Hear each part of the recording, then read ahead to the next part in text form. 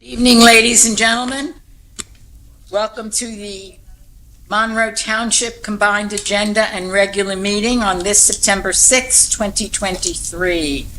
Would we all please rise as we honor our flag, and please remain standing for a moment of silence for retired Lieutenant J.K. Gross, who is currently the Police Department's evidence clerk. He served Monroe Township for 47 years and died suddenly on Thursday, August 31st.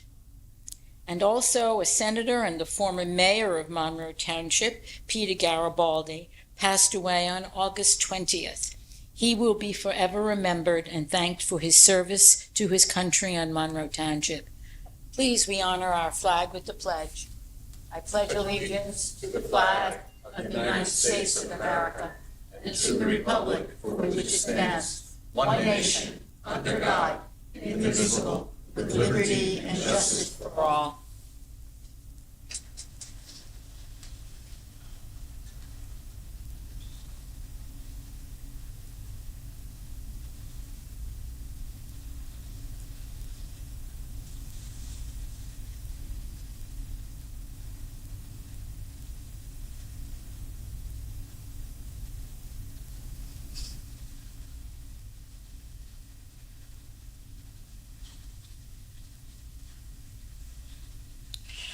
You may be seated, please. Will the clerk call the roll? Councilwoman Miriam Cohen. Present. Councilman Charles DePiero. Here. Councilman Michael Markell. Present. Councilwoman Rupa P. Siegel. Here. Councilman Terrence Van Zura. Here. Please let the record show that our mayor is absent this evening. So noted. Please, clerk, please read the Sunshine Law into the record. In accordance with the Open Public Meetings Act, it is hereby announced and shall be entered into the minutes of this meeting that adequate notice has been provided by the following. Posted on the bulletin boards within the municipal building on December 30th, 2022, and remains posted at that location for public inspection. Printed in the Home News Tribune and the Cranberry Press on December 30th, 2022, posted on the Monroe Township website, and sent to those individuals who have requested personal notice. In accordance with Chapter 3, Section 17 of the Monroe Township Code, public comment shall be limited to 5 minutes unless further time is granted by the council president. You want to go down to the Move to podium? presentations and proclamations, and it is my turn. Not so usual. This chair leads. You want to move down to the podium? Yes, I will.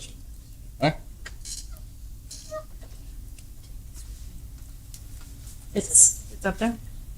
There's a copy up there. I don't normally do this. This normally belongs to the mayor, and he's not here this evening, so I'm going to get to do this.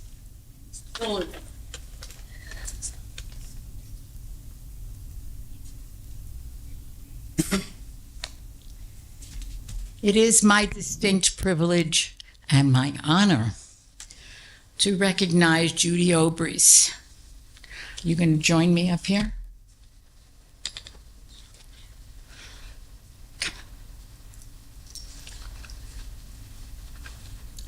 Judy Obrys' name is a name we all know.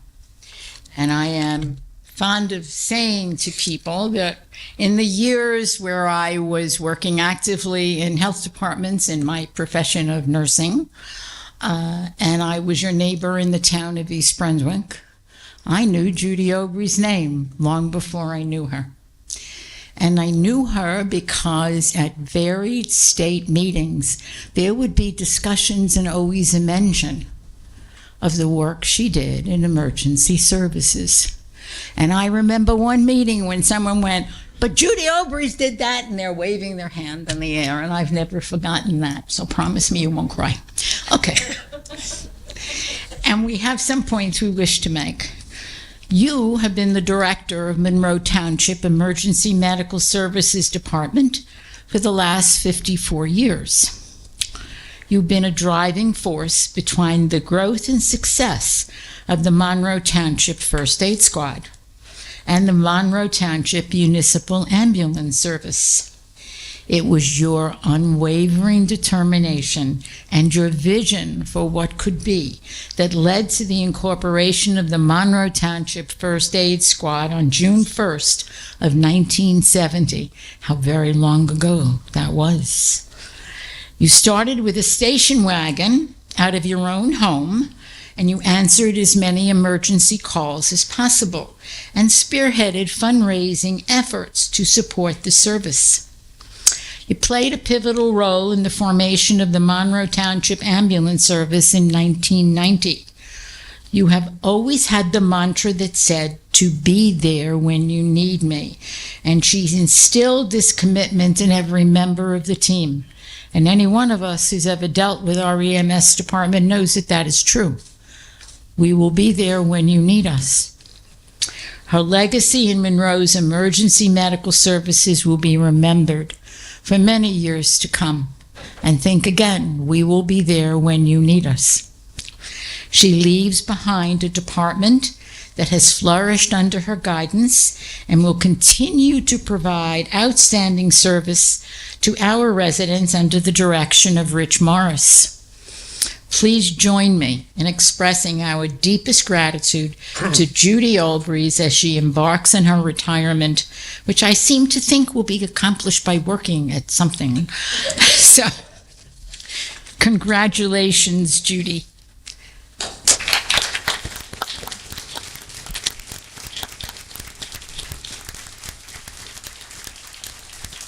And I get to give you this. I get to give you this plaque. It is beautiful because it expresses the sincere gratitude and support of many people who are honored by the work that you have done. Smile.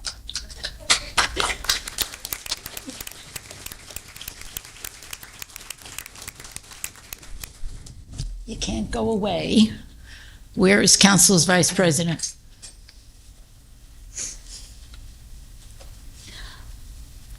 Councilman Binzer. Thank you, Madam President.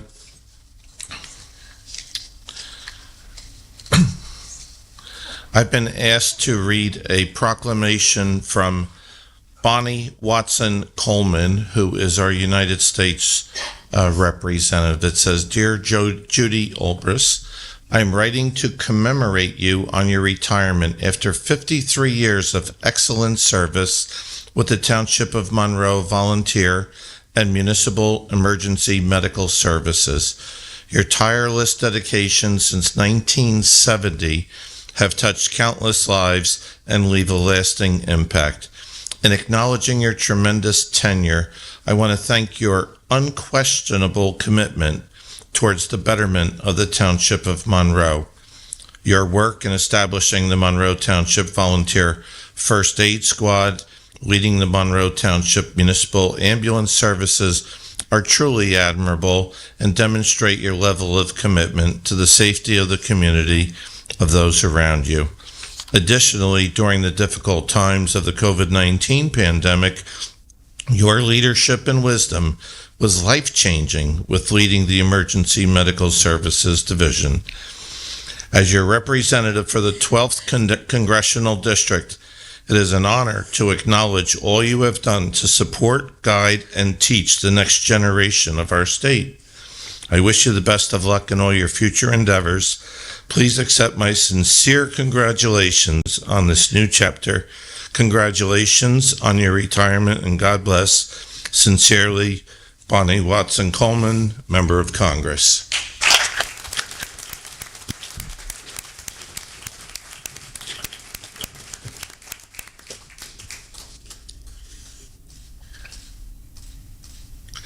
And also, as you had seen at the time of your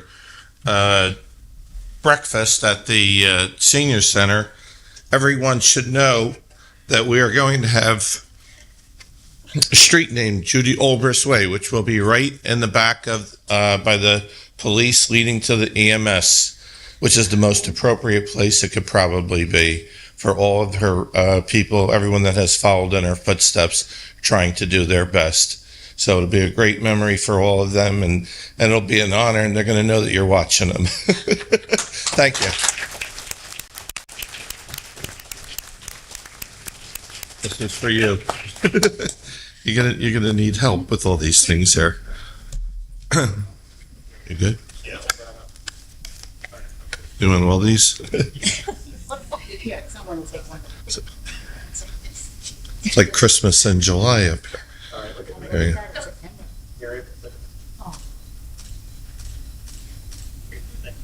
Thank you.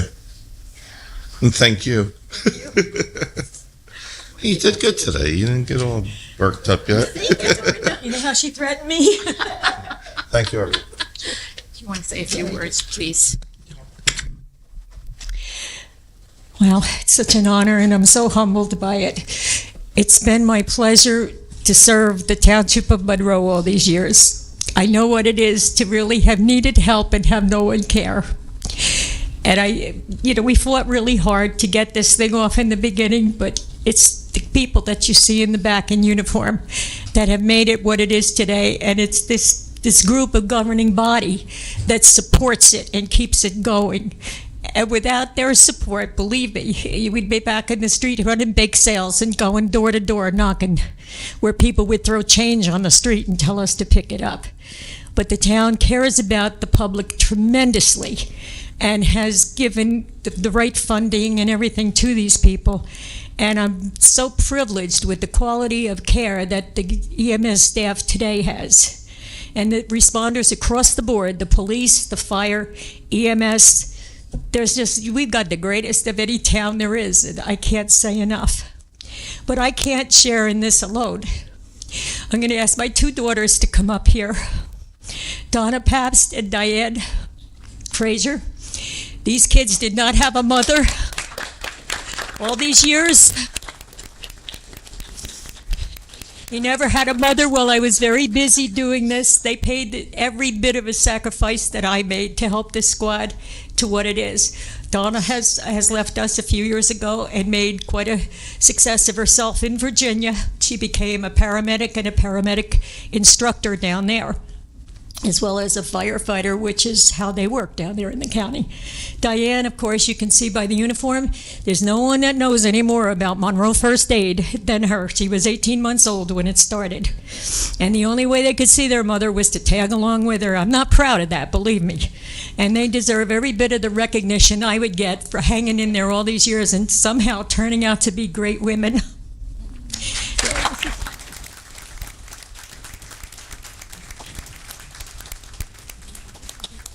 Donna, Donna come up from Virginia on a train, so we're not going to make her carry flowers back on a train. Yours will be coming when you get back there. And Richie, can you come up here, please? Richie is the new director. He's going to kill me for this. He's the new director of EMS. He's the man I want you to all know, because people are still calling me for the things they want and need. Richie is the one who is going to be the leader of this whole wonderful unit that stands before us today. Richie's wife is one of the most wonderful women there is, because as the Bible says, the man is the head of the family, but remember, the neck turns the head. And she had been horribly, horribly injured in a crash many years ago, has had multiple surgeries, and has been really disabled quite a bit over the past few years. And when Richie was coming through the ranks to groom for this position, the woman was incredible. She never put demands on him and insisted that he go and continue doing the midnight phone calls, the coming out in the middle of the night when she lost her husband. So Sarah's not here tonight because unfortunately she is ill. So we're going to let Richie have a bouquet.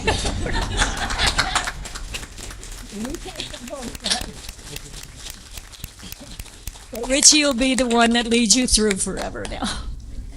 Thank you all for everything, for the recognition. I'm so humbled by everything. And then the lady that sits here is Eileen Bianis. She's the glue of this town that holds it together. And honestly, I can't thank you enough for all you've done for EMS as well. Thank you all. I would not like to be remiss. I think that our council members would like to say a few words. I will begin on my immediate right and proceed that way. Councilman Woman, please. Thank you. Judy, so I will let the public know, for the last couple months, every time I've seen Judy, she's made me cry right alongside with her, and I think she's made many others cry too. But in all honesty, I want to first thank you for really, truly opening your arms and welcoming me. When I first started, it was big hugs from Judy welcoming me on to the council. And over the last couple months, I've learned so much about your impact that you've made in this town, in EMS, in our community, in the state of New Jersey. It's just tremendous. I'm looking forward to that lunch that you promised me so I can learn more and hear more of what you've done. But I think Mayor Delina had said it somewhere along the way that every time we see an ambulance truck go out, there's a piece of Judy's legacy that's going out that truck. So I will always think of you, and I thank you for everything that you've done. And it has been wonderful knowing you, and I know we're going to work with you as years come on, but I just wanted to wish you all the best in your retirement. So much. You done? You know, Judy, I don't consider myself a young person anymore, but I'm reading this plaque and it says that you were starting in 1970. I was in like ninth grade in 1970, and I bet there's probably some people here who were, you know, maybe not even born yet at that point. What you've done in dedication it's just unbelievable. It's hard to even put into words. We've had a few different celebrations, as you know, but nothing that we've done for you compares to what you've done for our town. So I just want to thank you from the bottom of our heart, and we wish you nothing but the best. And like I say, I know that even if you're not there working, your presence will always be there. And if people follow your leadership, we're in good shape here in Monroe. Thank you so much. Councilman Martin. I would just like to say that a community like this is determined by boundaries, by political boundaries. But the goodness of a town and the way a town works is by people like Judy. This town is great because of people like you, not because of our boundaries, not because of our roads, but because we have people like you that have dedicated your life to helping the citizens here. And just, I want to thank you, and I'm sure everybody here feels the same way. Thank you very much. Councilman DePiero. Judy, I think back in 1970, and I wasn't even double digits yet, but I want to say this. There was about 8,000 residents in the township, and you served each and every one of us, and you touched each and every one of us. And I want to thank your family for the sacrifice that they made, that you made for all of us. And we will never forget that. And being here all my life, and every time I hear the whistles go, thinking that when we had 5 or 6 police officers on the force, we had very small first responders then, and the town grew, and how the town grew. And you always rose to the occasion, as just we said before about COVID and everything else. And you will always have the key to Monroe Township, and you are definitely a leader in our community, and we will never forget that. And again, thank you for you and for everything you've done for all of us, including your family. I want to say thank you. And if you need anything, you always come back. You can call us. You can stop by at any time. But I'll tell you, in my heart, I just want to say thank you. And my family appreciates everything, and our community appreciates everything that you've done. And wish you well in your retirement, and enjoy your retirement as much as you did this career, a long career. Thank you very much. Thank you so much.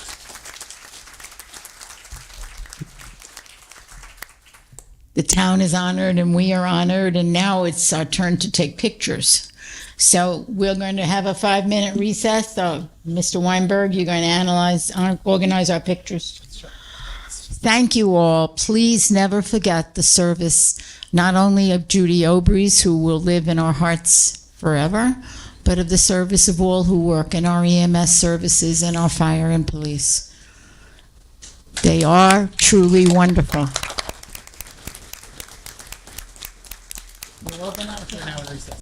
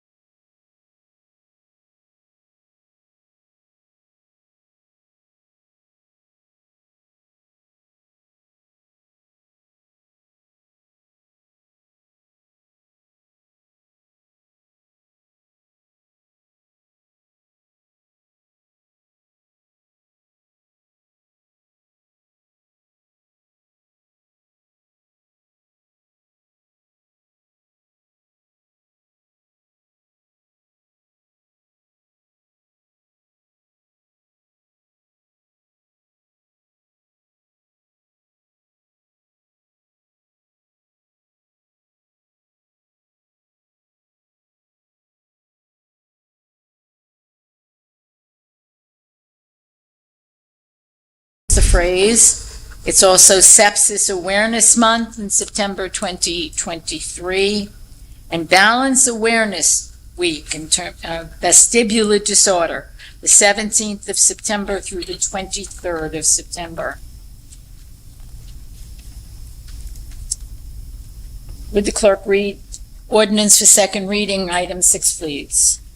08-2023-023, ordinance authorizing the Township of Monroe to assume an access easement to Lot 21.04 on Lot 21.02, Block 60, accept the dedication of lots 21.17 and 21.18 in Block 60 for stormwater management purposes, and accept deeds of conveyance of drainage and access easements for lots 21.17 and 21.18 in Block 60.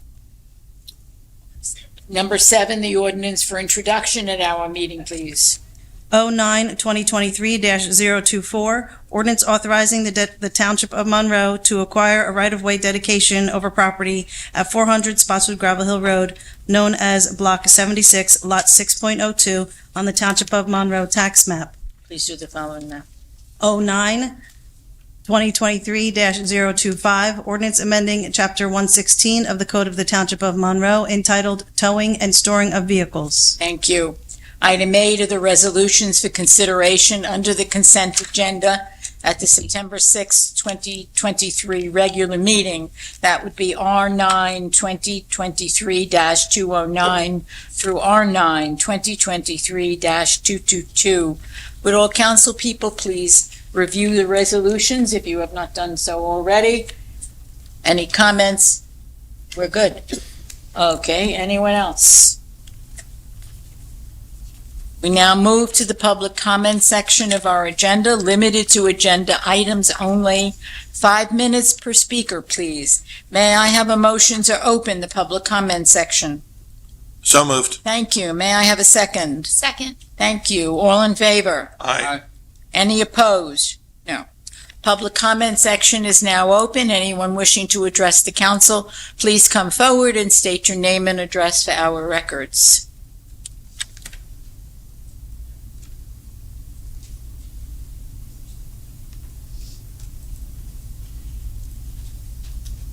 Good evening. How are you? Good evening, everybody. My name is Joellen Arabito. I live at 22 Rossmore Drive. In regards to the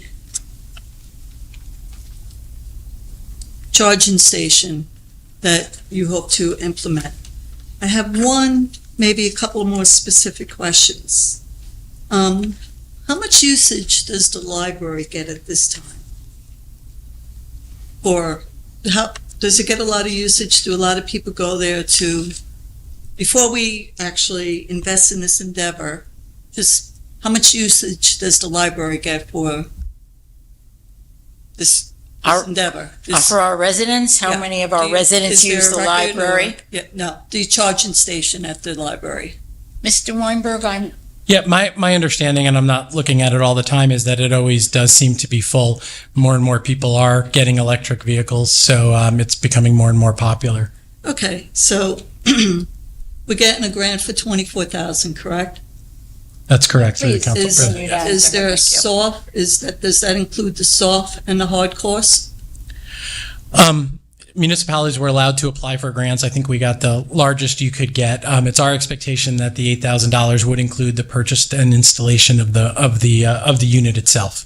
So it should cover most everything. We'll go, once this is approved, we'll go out to state contract and get some quotes to put them in. And our expectation, based on the grant that the BPU did, is that this would cover the costs of the entire thing. So soft and hard course. Correct. Is there going to be, what's the cost to actually go, I don't have an electric car, so Sure. what's the actual cost to Sure. utilize this? So, Council President, if I may, we've just recently begun, since we got the award, doing a survey of what other towns are charging. And towns do it a couple different ways. There's a lot of towns that seem to have a reasonable rate for the first hour, while people may be in the library or the senior center, but they don't really want someone using the spot for 5 hours because they want it to ultimately turn over. So sometimes you see that increase that cost per hour increase in hours, 2 through 4.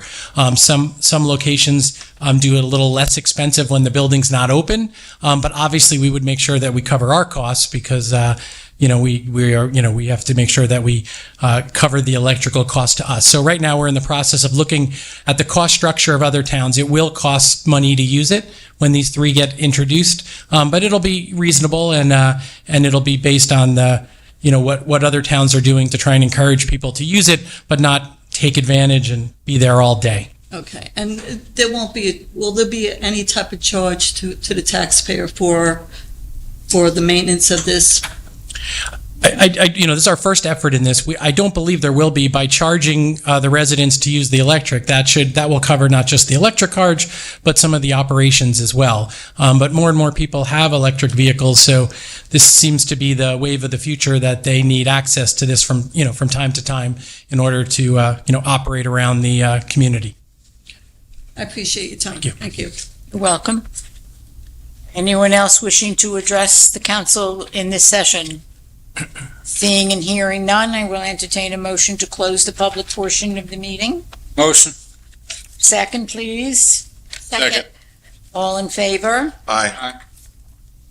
Thank you. Any May I opposed? have, any opposed? Somehow Robert's rules does require we ask that. No.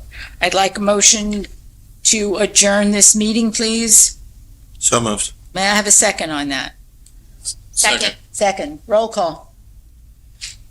Councilman DePiero? Yes. Councilman Markel? Yes. Councilwoman Siegel? Yes. Council Vice President Van Zura? Yes. Council President Cohen? Yes. Agenda meeting is closed. What time? 7:10. And the regular meeting is now called to order. May I have a motion? So moved. Thank you. May I have a second on that? Second. Roll call. Councilman DePiero? Yes. Councilman Markel? Yes. Councilwoman Siegel? Yes. Council Vice President Van Zura? Yes. Council President Cohen? Yes. May I have a motion to approve the payment of claims per the run date of August 31st, 2023? Motion to approve. May I have a second on that? Second. Roll call. Councilman DePiero? Abstain. Councilman Markel? Yes. Councilwoman Siegel? Yes. Council Vice President Van Zura? Yes. Council President Cohen? Abstain.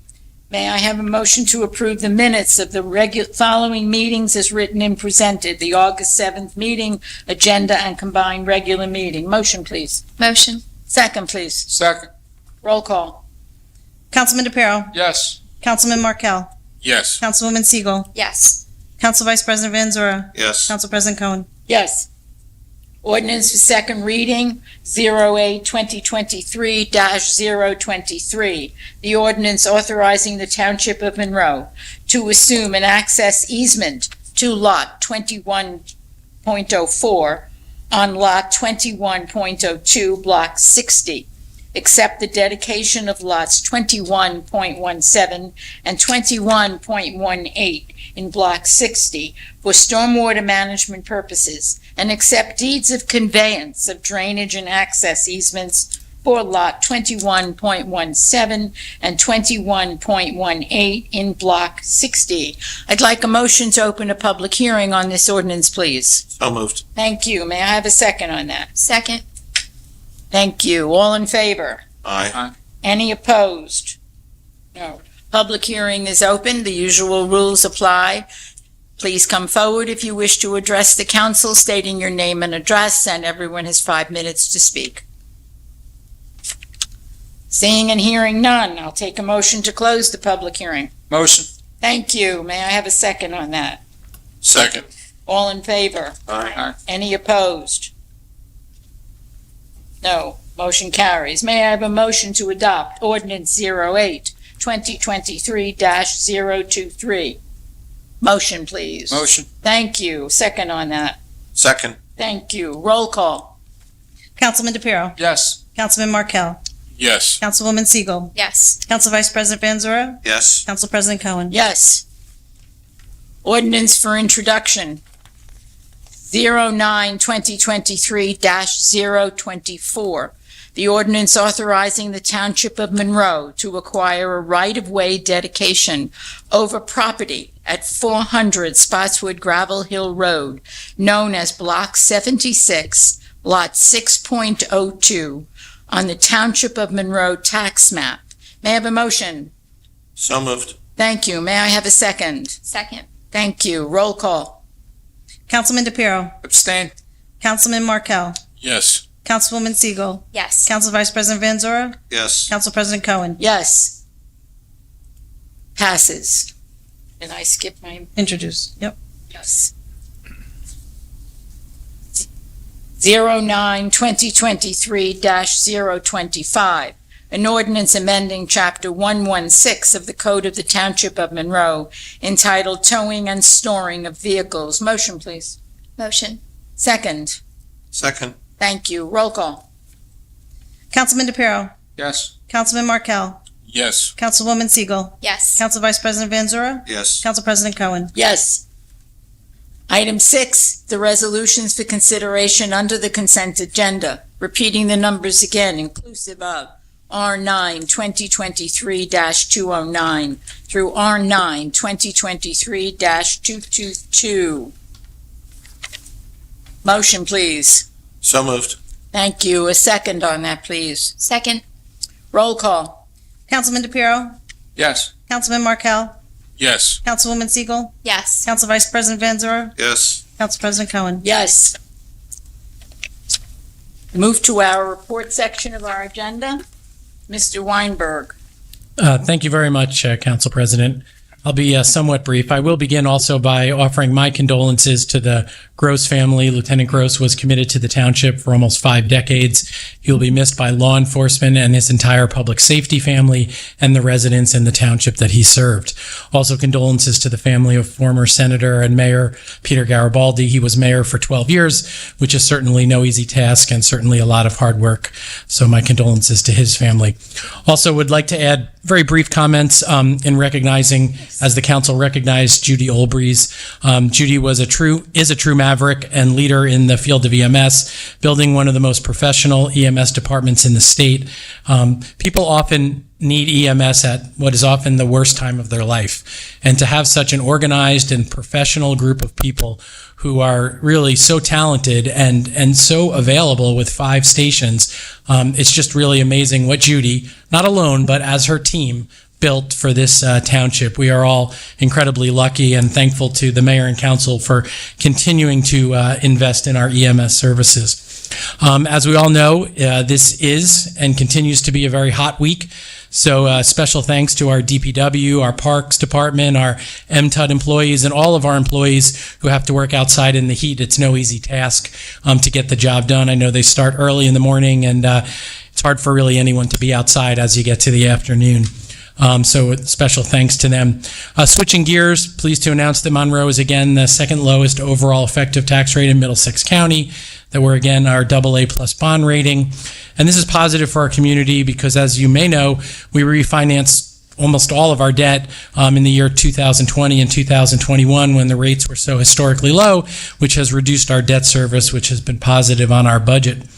I do want to comment very briefly about the veterans housing. There are some misconceptions on social media, so just wanted to make sure everybody has the facts as it relates to that. Some of the comments are that it's not for veterans or it's part of a federal Section 8 program, and that is not correct. As many of you know, and those who come to meetings know, as part of our court settlement, in order to build affordable housing, we reserve 37 units that are exclusive for veterans, and it must be filled by veterans, and we're super excited about that. We're able to leverage additional state resources for an additional 43 units with a veterans preference, which is usually the most that you can do, and by building an extra 43 units, we ultimately save 172 units, not to get into the details of that, because every affordable unit you can build yourself saves you on the market as it relates to affordable housing. So these are affordable units. These units are similar to the affordable units that are already in the Stratford community, the Monroe Manor community, the Monroe Chase community, the Arbors community, the Monroe Park community, the Monroe Place community, and the villages at Country View. So this is really workforce housing. I just looked it up to make sure we knew what we were talking about. A husband and wife could make up to $73,000 to qualify, up to $70,000 for low, middle, or moderate income. So that's who's going to be there. We're super excited to move forward on this. It's an exciting project, and I think, as the mayor has said many times, we owe a great debt of gratitude for all of us being here to our veterans, and that's what this facility will be. Just a quick reminder that the mayor wanted me to pass along, and other members may mention, that we'll have our remembrance ceremony for September 11th next Monday at 8:30 a.m. at the 911 Park on Prospect Plains. Everyone is welcome to attend.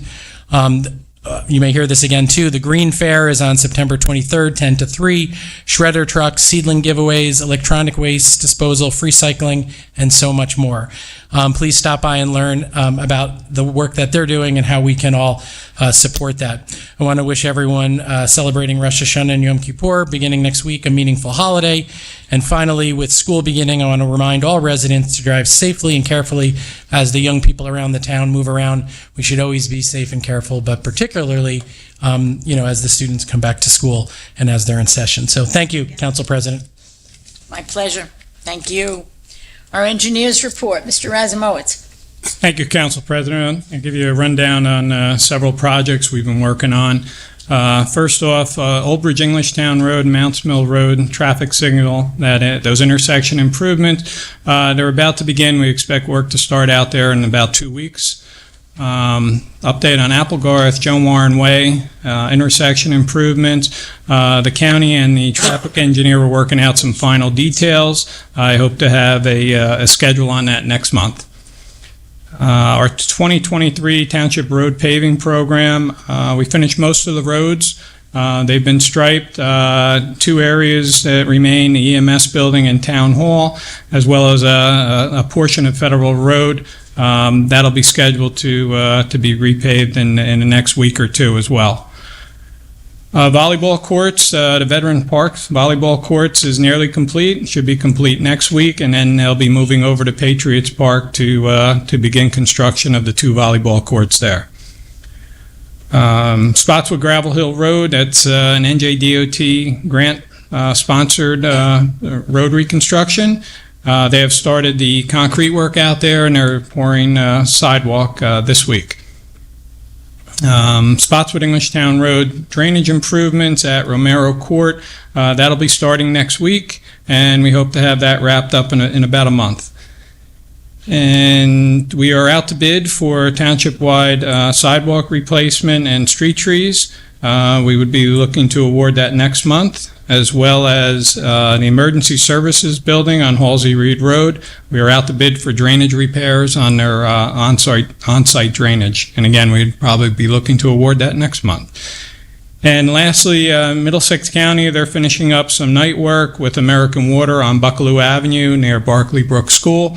For about another week, you'll see them out there doing night work, again, about another week, depending on weather. And that's my report. Thank you. We'll move to our council reports. Councilwoman Siegel. Great. Thank you, Council President. Good evening, everyone.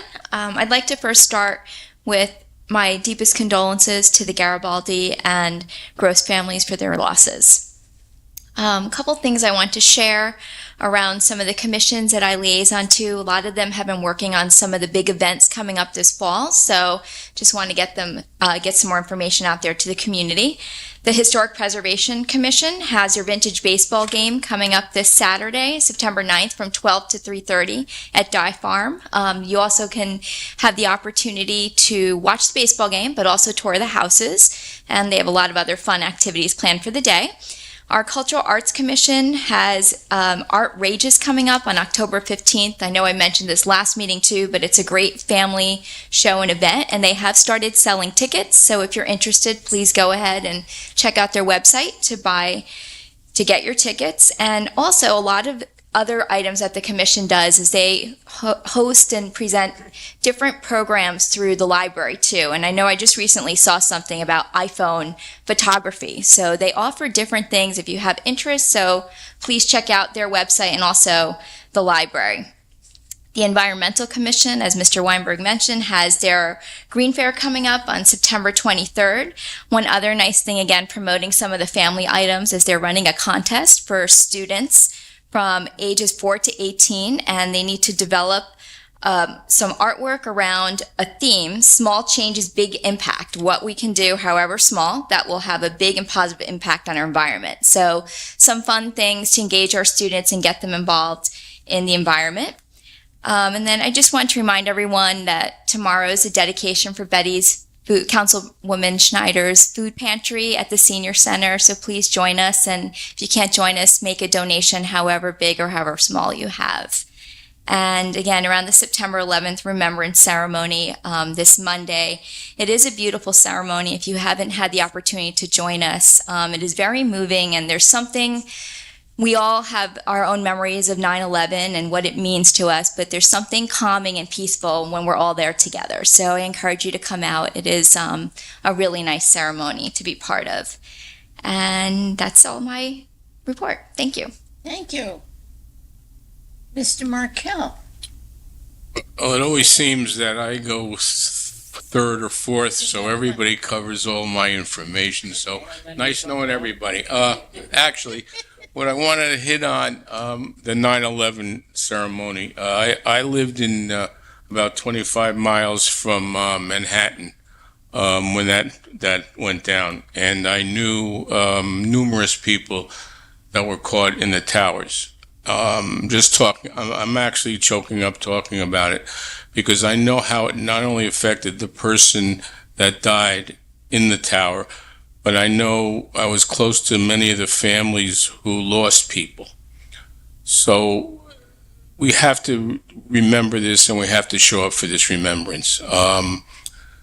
During that time, my daughter was going to NYU, and her dorm was at the South Street Seaport area, which was right near the towers.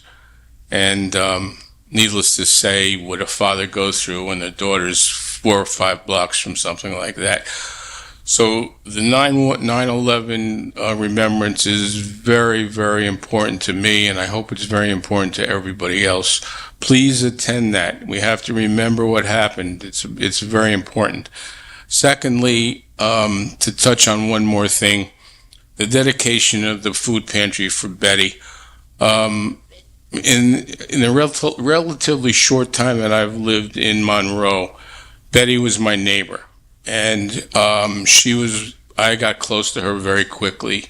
And I used to give her a ride somewhere, or we used to go someplace, and she used to say, "Oh, I love you and Barbara." My wife's name is Barbara. And unfortunately, when she passed away, it's not unfortunate I wound up here, but it's an unfortunate reason why I wound up here in this seat. And I always think about her every day. Every time I go to a meeting, every time I represent the community, I think about Betty. And I want to do not only for the people in Monroe, but I want to make sure Betty, she's looking down or looking up, I don't know which. She always says she wants to be with her friends. And I hope she's proud of me. But please, 9/11 ceremony is super important, and the food pantry is very important, the dedication. Just one thing, I found out that one of the items they need at the food pantry more than anything else is coffee and tea. They've got plenty of green beans, plenty of soup, but the people who go to these food pantries are always short of coffee and tea. So if you're going to donate something, think about ground coffee and tea bags, please, okay? And thank you very much. Thank you. Councilman DePiero. Thank you. Last meeting, we had a resident come in and bring it to our attention about four-wheelers going down Texas Road, and I was there on Labor Day, and I walked around a little bit, and I looked, and you see the mud all on the streets, and it's very obvious. It's a big problem. So I don't know if we had any updates with our police. If you can give us any updates on that. Sure. Yep. Certainly shared that with the chief and the police department, and it is a challenge. I mean, one of the greater challenges is that they're often in the woods, and our police officers are in police cars. So they do whenever they get the chance, take the opportunity to hold them accountable if they're not following any of the appropriate laws and rules. But it is candidly not that simple to catch someone on either a off-road dirt bike or four-wheeler out in the woods. But we certainly are aware of the issue, and if they come onto municipal roads or areas where we can more easily chase them and bring them to account in terms of following the rules, we certainly do that. But I don't want to portend to the public that it's somehow easy to catch an off-roader in the out in the woods. Right. One of the things that we can do is on the side of this side of the bridge is Monroe. Right by the sign it says "Welcome to Monroe," "Welcome to Old Bridge." On the other side, there's you can put a barricade across that so they can't get their four-wheelers. There's a guardrail there. There's our sign there. Just maybe something we can look into, because people put up fences. Sometimes they make the best neighbors fences, and sometimes they don't. But I think it's something we could barricade and kind of look at it to maybe they'll determine not to come down there, and it will stop them from. If it stops a handful, it's a success, and it's just something that I see it all the time up and down the road. You can see the mud; it's unbelievable, and you hear them going through the woods, as you said. And I understand our police can't go into the woods, and it's day and night, and it's they talk about fireworks, they talk about all different things, but this is something that's ongoing. And maybe on the weekend you have a police officer there so that you catch one, they set the example, and then the rest might not come there anymore. So I just wanted to follow up on that one. The 9/11 is definitely very close to all of us. My brother and I, as I say, we built that park, and my two children read poems there for the first event there, and as Councilman said, we all remember where we were. We all remember, and we'll never forget what happened, and it's just, and we all know somebody that had the loss or it affected, and we all need to be there. And in spirit, and we all need to be there in person if we can be. And are we going to have shuttles from here that would bring the residents like we used to? In the past 6 years that I've attended, I think everyone has been able to park right there on Prospect Plains. I'm happy to talk to you about that, but we haven't had an issue of parking on Prospect Plains for the folks who've attended. Because we always had shuttles that would meet here and park here. And if it might be something that we can offer to our residents, I'd like to see that if we can do it. And I want to say this: DPW worked so hard to get that drainage done through the weather. Water to sod, they put sod down. It's just an amazing in-house project that we got to be proud of our staff that put that together, from our director all the way down to our landscapers, and the drainage that they did, our machine operators, everybody that did it. They were even there on Labor Day, watering the sod in this heat. So I want to shout out to everybody at DPW and everybody that was part of that. And speaking of DPW, there was a meeting with the union representative that used my name pretty freely, and I did call our business administrator about it. And this gentleman, kept saying that I didn't sign the contract. Councilman DePiro didn't sign the contract, so we don't have a signed contract. And that's so far from the truth, because we all voted yes for the contracts, and we all supported our workers and our fellow employees here. And when someone says something and they put my name out there, they better have proof that it's the truth. And I don't want to sound like it's a threat, but I can tell you that it's so far from the truth. And that gentleman owes that department the truth that I did not sign a contract. I don't sign a contract. Our mayor signs the contract. We voted on it as a council, and it was unanimous, and we support our employees, and that's so far from the truth. But when people in that department told me that I'm the reason why they don't have a signed contract, that's when I reached out and I brought it up to Alan. I'm waiting for the answer, and hopefully he'll come back and he'll set the record straight. So I wanted to point that out. 923, the Green Fair, as we talked about. Hopefully our community can come together and come to the high school on the 23rd from 10 to 3. I wanted to ask our director of MTUD, what's the update on the water relocation for the main going down Old Bridge Englishtown Road? If you have a schedule and a time frame of when it will be completed. Council President? Yes, please, Mr. That's a great question, Councilman. I'd be happy to give you an update because as Mr. Razumowitz mentioned, the county's going to be starting the traffic light work there sometime within the next 2 weeks. And it's a very dynamic project in the sense that there's going to be 3 separate activities essentially occurring all at the same time. The traffic light, the installation of an improved storm sewer network, as well as the relocation of the water main. So we are actually having a pre-construction meeting for the project to kick it off next Thursday at MTUD. We have invited the county's engineers, the county's contractor, our township engineers office, the police department. We'll have a number of different individuals there, and the schedule is one of the key elements that we are going to share so that in the end we can coordinate the activities of both the county and the township such that there won't be a conflict and that we will get the job done as quickly and as effectively and as least disruptively as possible. We hope to start within 2 weeks as Mr. Razumowitz said, and hope to be done by the end of October, beginning in November.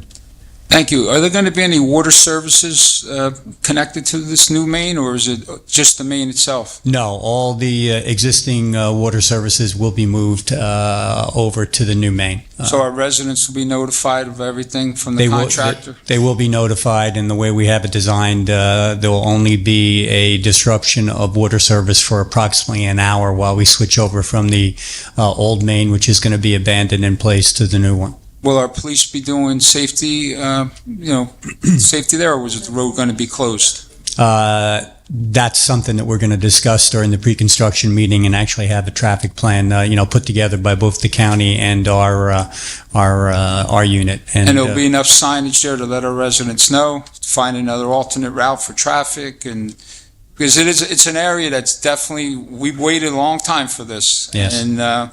And I've received a lot of calls, and it's definitely something we all have. It's something that's definitely needed. But thank you, Joe, and as always, thank you for doing a great job. Thank you. Thank you, Council. You're welcome. I wanted to shout out to Mark and Feist Engineering and Center State, and I still call them Feist, but Center State Engineering for the work that they did on the 2023 paving, and just so happy to see Mounts Mill Road paved. I think of our past mayor, Tamboro, because he pushed hard to get it paved, even though it's on the responsibility of the developer over there. And I just wanted to say thank you for your staff and for doing a great job. It came out really well, and right into the intersection of the traffic light. And it's a pleasure going down the road when it's smooth, and compared to holding on to the steering wheel and praying. So it's definitely I want to say thank you finally, and it looks like the contractor's getting towards the end, so all his stockpiles are not a big mess. However, when you look at the other side, behind where the high intention lines and the gas lines are, he tends to get a little sloppy there. So let's keep an eye on the mixed piles of debris and different things that developer seems to have a #1 record in our community of doing that. So I just wanted to say thank you for the paving, and glad to see most of it get done before schools. Condolences to the families that we all said before, the Gross family and the Garibaldi family. I've known them both very well, and also for what they've done for our community over the years. It's hard to sit up here and always make sacrifices for what we all do. And I just wanted to say thank you to the families for the sacrifices that they made for the representatives that helped the community over the years. And as Alan said, our schools are open. I want to wish the teachers and the staff and all the students well, and hopefully they have a good, safe year and a successful year, and everything goes smooth in our schools. I had a question. I was watching TV and I saw our governor. He was talking about Atlantic City, where there's going to be it's supposed to be a location where we're going to be dropping off people and housing people in Atlantic City. Is there anything that we can do here as a council and mayor? What can we do to prepare, or just keep an eye on it? Is there something that we can do for the future? Because Atlantic City, I think of New York, I think of Philly, we're right in the middle, and it's something that we have to keep our eye on. Is there anything that we need to do? I mean, just following the issue, Council President and Councilman, I think what the governor said is that New Jersey's not really in a position to handle any influx. I don't, as he had stated, he doesn't anticipate anyone coming to our state. So I don't anticipate anyone coming here based on his comments. Obviously, if individuals want to be involved, there's certainly nonprofit organizations that they can provide assistance to. But I believe what he said is that there was no plans for anyone to come to New Jersey at this point. Yeah, well, it's just, we just have to be prepared and aware, because once it happens, it's too late. So it's something that we have to keep prepared, and we should definitely continue to watch our surrounding areas. And if there's something that we can do, let's get it done, in my opinion.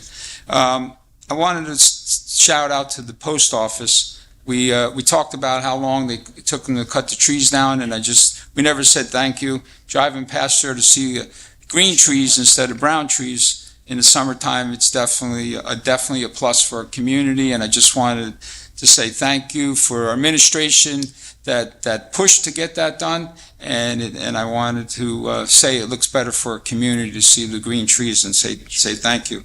Alan, I sent an email reference to the server. Do we have any updates on what's going on with the server so we can get live meetings? Right. So I just emailed you back. I'm in communication with the Board of Ed and hope to, connect with them by the end of this week to confirm how best to move forward. I know it's a priority for the administration and the council, and so hopefully I'll have that update at the next meeting. Well, okay, good, because we definitely need it for sure. And the last thing I wanted to say was I went to Farmer Al's. Bohinski family, been here forever. And, they were a little concerned and upset that when the road's closed, maybe we can do something for the businesses, to have signs, businesses are open. And I think back of Joe Indike Farm, when that road was closed, the developer made a contribution on his own to the farmer, because there's a short window for a farmer when you raise strawberries all year long, and then you have a window of like 3 weeks, 4 weeks, as our farmers have a very short window, and they were fortunate enough to have a lot of rain, but too much of something is not enough it's not good for their profession. But when their businesses are open, but the road is closed, the residents don't want to go down a road that says closed, and they don't know if the business is open. And so I think it's something that when a road is closed, we should have a sign out there that says the businesses are still open.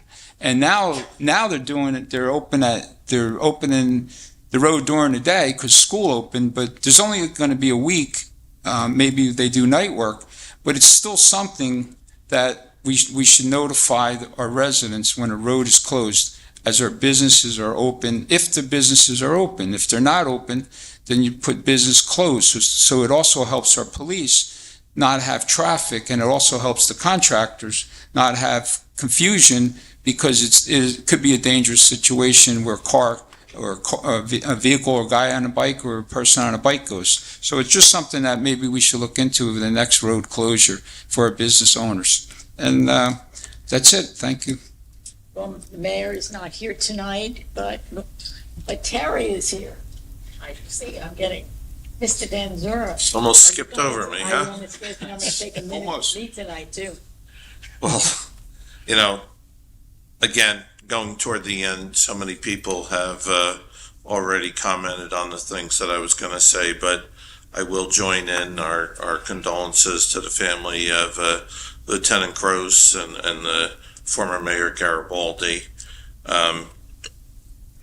With respect to Betty Schneider Food Drive, we do have 2 more days, so if you can still make your contributions, it's at the Senior Center, and then at 6 o'clock tomorrow night will be the official dedication, if you have a chance to get by, so not a bad thing. I'm actually looking at the brochure that came around, and has in big letters, most needed items: toothbrushes, toothpaste, soap, body wash, shampoo, conditioner, deodorant. You know, I don't know how well they're going to be fed, but they're going to smell good and they're going to be clean. So there's no problem about that. And it also says, please make sure all the items are new and unexpired. So they don't want you pulling out the jar of peanut butter that's on the back shelf for the last 3 years. They want you to get good stuff there. And of course, the other foods that are also welcome. Again, it's kind of odd. We're having this sort of somber thing, but next week is, believe it or not, 9/11. I don't know where the summer went. I told Charlie before the meeting we're going to have to redesignate what constitutes summer, because it seems like summer doesn't start until August or September, and June, when you think it's summer, it's still just kind of like springtime. But 9/11 will be here. It's 2023. It's hard to believe. It's well over 20 years since that happened. And we all know people who were affected by it. So it's important. It begins at exactly 8:46 a.m., the moment that the first tower was struck. And it's very meaningful. And some of the people in town that have lost their own loved ones will be there. And it means a lot to them, as well as our veterans and first responders. So I know our council is there every single year, and certainly all of the town is invited. And it does give you some feeling that you're able to do just that little bit to make those people's lives a little bit better. We're coming down to last few weeks of farmers market, now that it's 90 degrees every day. Goes up till September 14th. It's from 2:30 to 6:30 at the library. Hopefully that'll continue. I know it was a really good success. I don't know the numbers for this year, but I would imagine with the people that we have in town that do different things, I would hope that they did well this year. One of the things I did go to I guess it was last week, we have, this is the first year we ever had this, Monroe Senior Softball. So our older citizens, and it's men and women too, get out and play softball down at the girls' softball fields down adjacent to the recycling center. And they had a particular event last week, Play for Pink event for breast cancer awareness. And what a success. These people, their first year, they took the bull by the horns and they went running with it. And I think, I'm trying to remember the number of players that they had, but it was many, many players. It was a great success, and this was a wonderful event that they offered for of course, a very good cause. And one of the things, because I forget who mentioned before, it might have been Charlie or someone else, talked about conditions of things around and the job DPW does. When we went there, you gotta understand, my daughter was a softball player for many years. We use these fields. These are like among the top fields in the state. There's 3 fields over there, and it is a beautiful complex. Our baseball fields are wonderful. Our soccer fields are wonderful. even our cricket fields, we get recognition for. So the job that it's a combination with the DPW, the rec department, whoever takes care of all those things, they really, really do a nice job. And when other people come to town from, different teams, travel teams and whatever, and they see it, we get many, many compliments. So it's a nice thing, and it leaves a good reputation for the town. Lastly, I'll just say, as you know, I usually like to at least make some comment about Ukraine. I don't want people to forget about it.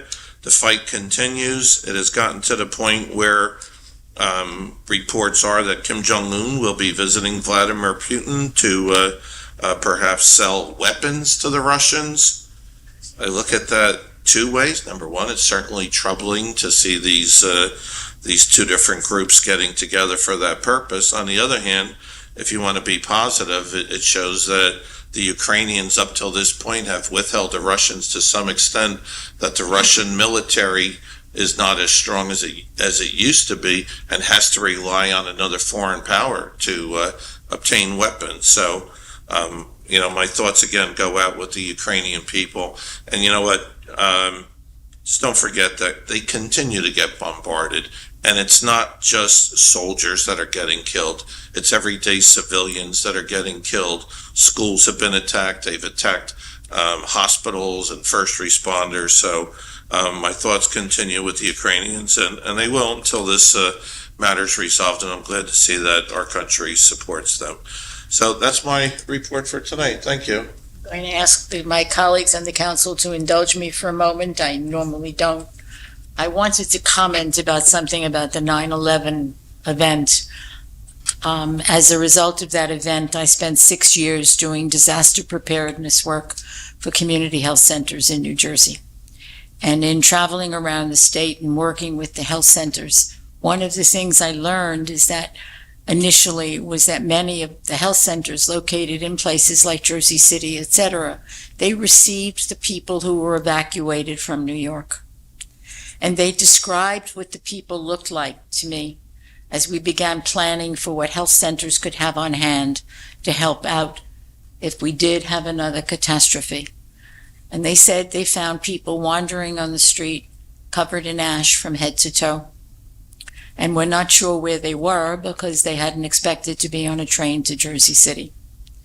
So that when we celebrate, we remember and we honor those who were killed in 9/11, to remember that the widespread effect it had on all of us and all of the people that we know and don't know. But my second comment was you referred to my friend Betty's food bank, because every day Betty talked about needing to donate to the food bank. Several of my friends work in a food bank on a regular basis, and one of the things they brought to my attention is sometimes if you can put together a little meal for a child that they can heat up, as you're nodding your head at me, that they can heat safely by themselves, because not all the people who use this food pantry are able to be home weekends with their children, or they have working shifts, and you want children who come home from school to be able to get a meal. And I'm watching someone who works with cast. We have many areas to think about. Can we donate more specifically? But most of all, to remember that my friend Betty was passionate about the food bank and the importance of everyone, that in this country, in a wonderful country that we have, no one should ever go hungry. So I didn't want to neglect to say that, because that was your sentence. I'm going to open for public comments now. I would like a motion to open the public comment section, please. Motion. Thank you. May I have a second? Second. Thank you. All in favor? Aye. Any opposed? Oh, I see. Yes, sir. Remember, it's 5 minutes per person. Name and address for our records, please. Mr. Gunkelman.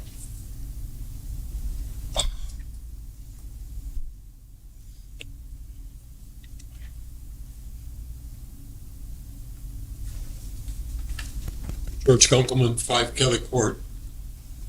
I wasn't planning on talking tonight, but there's an item came up. This discussion about Texas Road and the ATVs and the four-wheelers.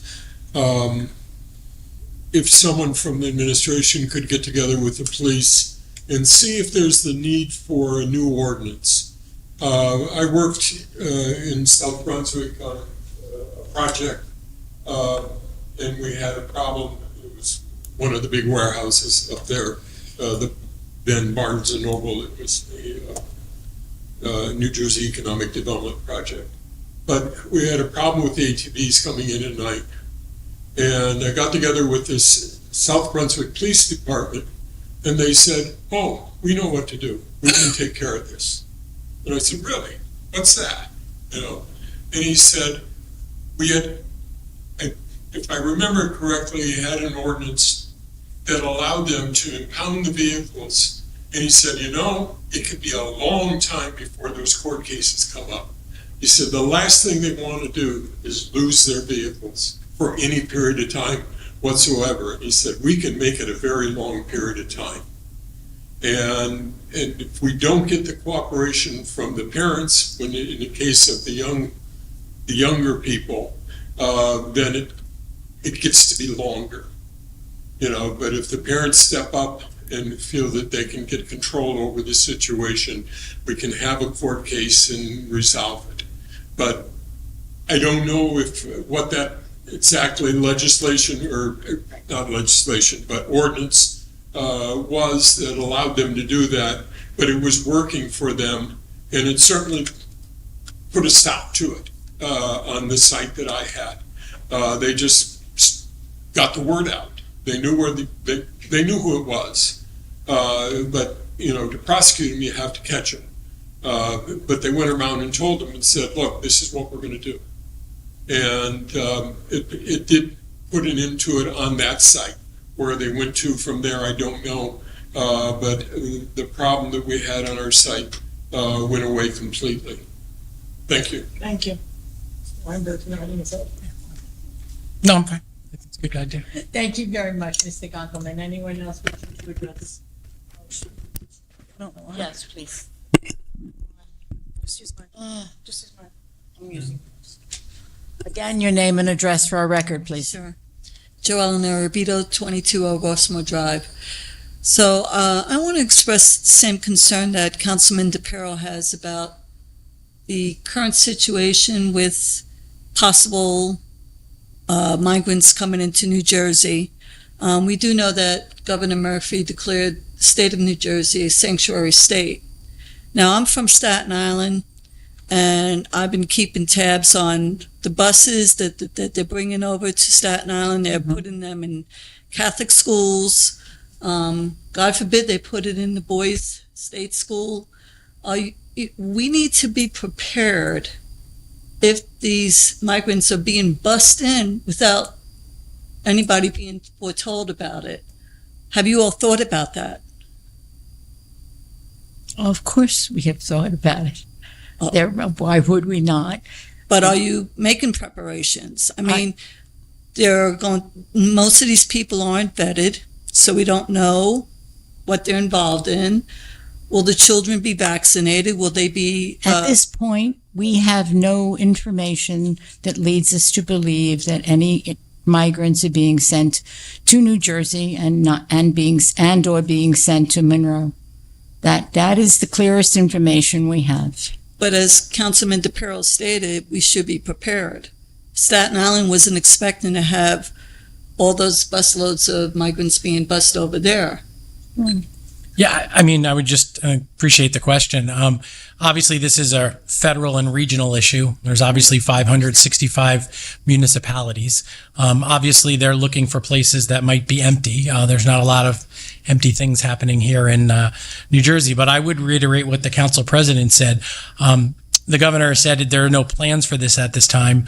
And so that's really the best thing. The planning for these type of endeavors does or should happen at the federal and regional and state level. It's hard for each individual municipality to have any knowledge about anything associated with this. So, but if I may, sir, the federal has denied New York State, who welcomed the migrants into their area, and now they're struggling, and the federal government has told them.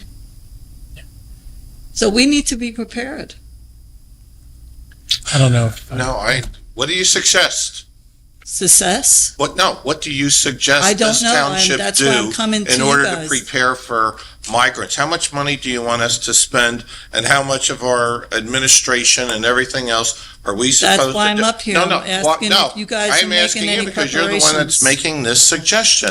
Because You've already it's talked. happening. You have to, excuse me, ma'am, if you asked a question, I'm trying to give you an answer. I gave you the courtesy of speaking. I'd like you to give me the courtesy of giving an answer. What I'm trying to say is a town has to make a determination where to put its resources. There's a limited number of resources. We're concerned with taxes. We're concerned with what our police officers are doing. There's only a certain amount that you do before it goes out and it starts to cost money. You want us to go out and buy some extra homes so that we have them just in case the federal government No, decides? that's Of not course what you I'm don't. suggesting. No, I'm saying it's so unrealistic and unlikely that it's one of those red herrings that you raised that is so unlikely to happen that you're going to try and blame the town for quote unquote not being ready. I would be willing to take my chances if they come. And if they were to come, knowing how our government runs here in New Jersey, I would like to think that our governor would give a heads up to the county would give a heads up to the town, and we would have sufficient time to prepare and do what might be necessary. But the probability of that happening is so slim and nil that it's not worth the time for the township to spend it. And I don't think that's right. And let's not forget how some of these people started getting to New York City. That was when the governor of Florida decided to use them as pawns and send them up there in the middle of the wintertime, telling them they were going to be promised jobs. So I don't think that this is a Monroe Township problem at this time. If we have further information indicating that it is potentially a problem, I am nothing but confidence in our administration that they will take every necessary step to make sure that we're properly prepared. So just for the record, Mayor Adams welcomed them initially, just for the record. But thank you, thank you, sir. Terry, Thank she is out of town, and what Mayor Adams did was Mayor Adams' decision. Anyone else wishing to address the council, please come forward now. Remember your name and address for the record. Oh, two. Kind of a duo. We may not take up that much time. Oh, no, I'm looking to make sure my microphone keeps turning off and, Yes, we were going to. oh, now I'm working again. Can you hear me? I have hers. Go ahead, please, your name and address. Sure. So my name is Rachel Dawn Davis, and I'm speaking in a work capacity. So my work address is 4 East River Road in Rumson, New Jersey, although I'm a neighbor in Manalapan. And I'm a volunteer, too, on our Veterans Committee and our Green Team. So I direct policy for an organization called Water Spirit, which is a nonprofit spiritual ecology center. And for 25 years, Water Spirit has been offering programming and advocacy activities centered on water as the source and sustainer of all life. And so I'm basically educating municipalities throughout the state for a few different reasons, and 3 of which I will share tonight with you. We are educating about stormwater utility exploration, green infrastructure, environmental justice as it relates to everything we do, and renewable energy. So we do have essentially resources that we can offer municipalities in terms of funding, even alerts of funding. Of course, we have the IRA funding that's going to be coming down. So love to hear that you're working on stormwater management and green infrastructure. So I just wanted to offer that up as something that we do. And then I am also going to be sharing which I think you may have received via email. We've talked a lot about health tonight. At least we've heard a lot about health and your great care of health and the recognition of heat. And so essentially I started when I was a student realizing the economics of climate change. And so for the last 20 years, I've been doing this work in one capacity or another. So I've caught wind of a project that is proposed for Woodbridge that is an unnecessary dirty gas project. And through education and outreach efforts through the last year, we've been able to secure resolutions that municipalities have passed in opposition to this project. It is not only unnecessary, but it's also next to a body of water in the proximity of 70 schools within a 6-mile radius. So I have a copy of a resolution that I would be able to share with all of you. Just would love to have this entered into the record. I know it's something that has been emailed to you all as well. Yes, it has. Okay, great. And so just in that, vein of small changes having a big impact, resolution passage is a great way to do that. And so just demonstrably for especially young people today to see leaders like yourselves actually, maybe you're not in the exact vicinity of Woodbridge, maybe you're 14 miles away, but you know that air and water know no bounds and that we need to stop exacerbating climate chaos, especially for our first responders, especially for teachers and especially for young people. So I will give you my business card. I'm happy to be in touch with you. You can leave a copy of that as well, please. Feel free. A clerk, that's fine. Thank you very much. That's fine. Got my cards there too? Yeah. Good. My colleague and a resident. So here are some. Thank you very much. Did you have anything else to say? Yeah, Yes. I just want to say thank you all for your time and your dedication over the many, many years that obviously you all have been involved. Especially, again, I have volunteered really ever since I was a student, and I put this together about, the potential for peace and not having oil and gas and not having war.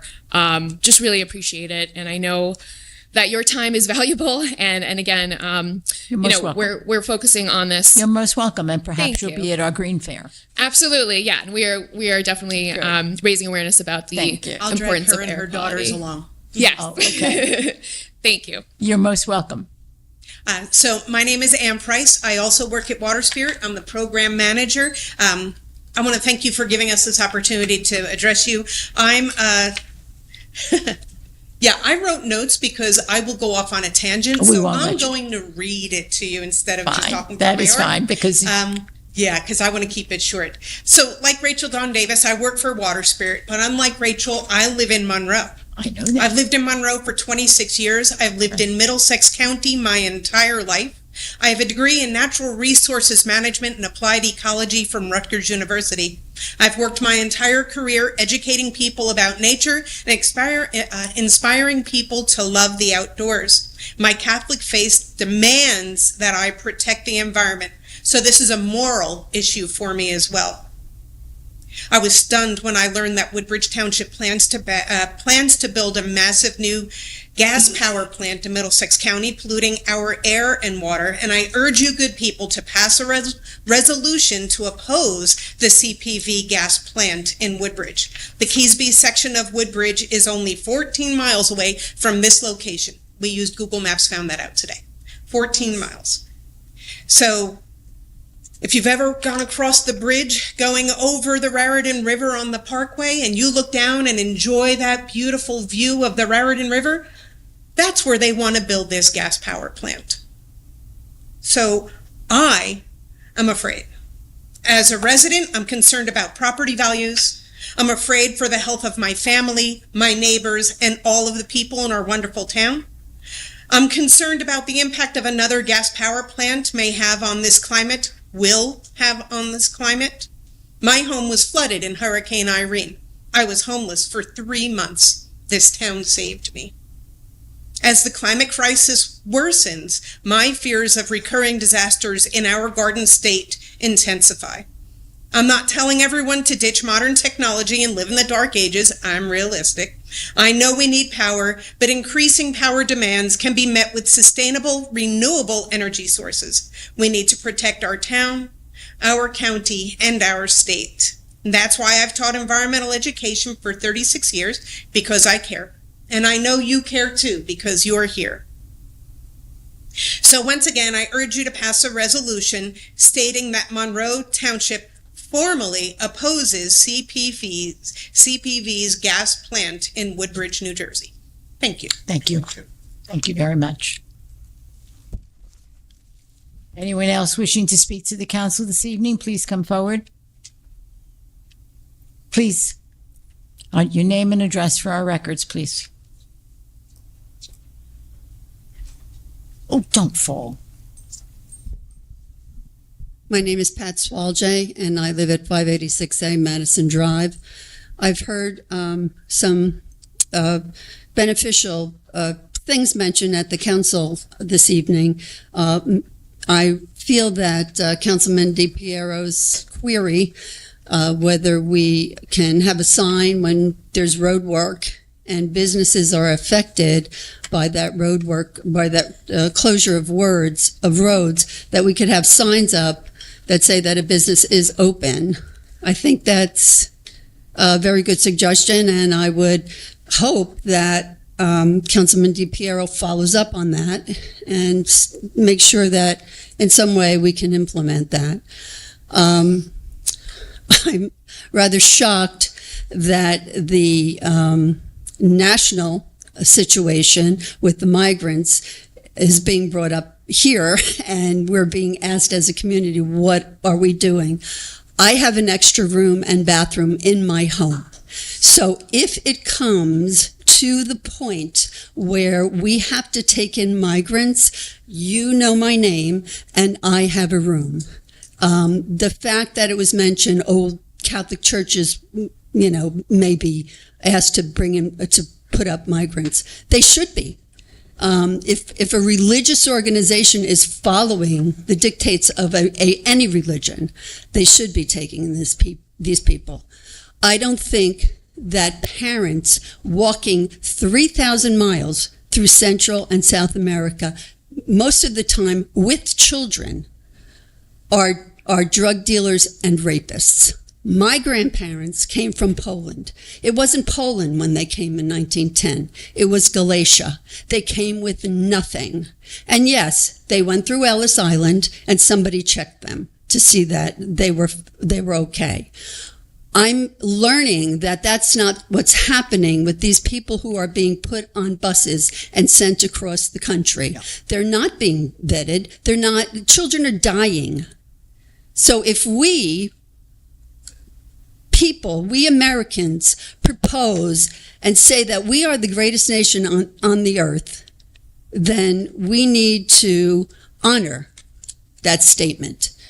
We need immigrant labor in our country. We see signs all over the place. Last time when we were preventing people from coming into the country, farmers were very much in need of that labor. So is it a problem? Yes, it is a problem. And I think it is a problem that we as Americans should have a open heart about. So again, I have a room and I have a bathroom. You could put me on the list. Thank you. Anyone else wish to address the council this evening? Seeing and hearing none, I'm going to request a motion to close the public comment section, please. Aye. Thank you. May I have a second on that? Second. All in favor? Aye. Any opposed? No. Public comment section is closed. May I have a motion to adjourn our meeting? Motion. Second. Second. All in favor? Aye. Any opposed? No. Meeting is adjourned.